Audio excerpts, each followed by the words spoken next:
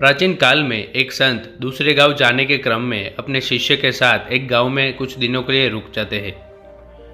वहां गांव के लोग संत के पास अपनी समस्या लेकर आने लगते हैं। संत बहुत ही विद्वान थे।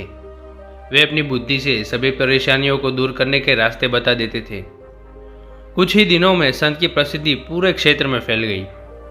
संत रोज प्रवचन भी देते थे। उनके उपदेश सुनने के लिए गांव में दूर दूर से लोग आने लगे। संत की बढ़ती प्रसिद्धि को देखकर गांव के एक पुजारी को जलन होने लगी। वह सोचने लगा कि इस तरह तो उसके भक्त भी उस संत के पास पहुंच जाएंगे। पुजारी जलन की वजह से उस संत को अपना शत्रु मानने लगा था। पुजारी ने संत की छवि खराब करना शुरू कर दिया। वह गांव के लोगों को कहने लगा कि यह संत तो पाखंडी है, ये लोगों को मूर्ख बना रहा है। और पुजारी के कुछ साथी भी इस काम में उसकी मदद कर रहे हैं। एक दिन संत के शिष्य ने गांव में अपने गुरु की बुराई सुनी तो वह क्रोधित हो गया।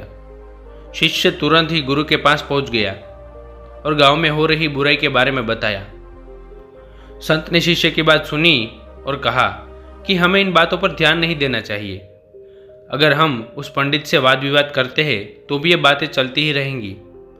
जिस तरह हाथी पर कुत्ते भौंकते हैं लेकिन हाथी अपनी मस्त चाल में चलते रहता है, ठीक उसी तरह हमें भी ऐसी बुराइयों पर ध्यान नहीं देना चाहिए और अपने काम में मन लगाना चाहिए और अपने काम में आगे बढ़ते रहना चाहिए। दोस्तों, इस कहानी से हमें यह सीख मिलती है कि यह ज़रूरी नहीं कि हर व्यक्ति आपके पक्ष में ही हो। समाज में कुछ लोग हमारे पक्ष में होते हैं तो कुछ लोग हमारे विपक्ष में भी होते हैं। हमसे मतभेद रखने वाले लोग दूसरों के सामने हमारी बुराई करते हैं और वे हमारी परेशानियां बढ़ाते रहते हैं। ऐसी स्थिति में हमें निंदाओं से विचलित हुए बिना अपना काम करते रहना चाहिए और अपने काम में आगे बढ़ते रहना चाहिए। दोस्तों, अगर कहानी अच्छी लगी हो तो हमारे चैनल को शेयर, लाइक और सब्सक्राइब करना मत भूलिएगा।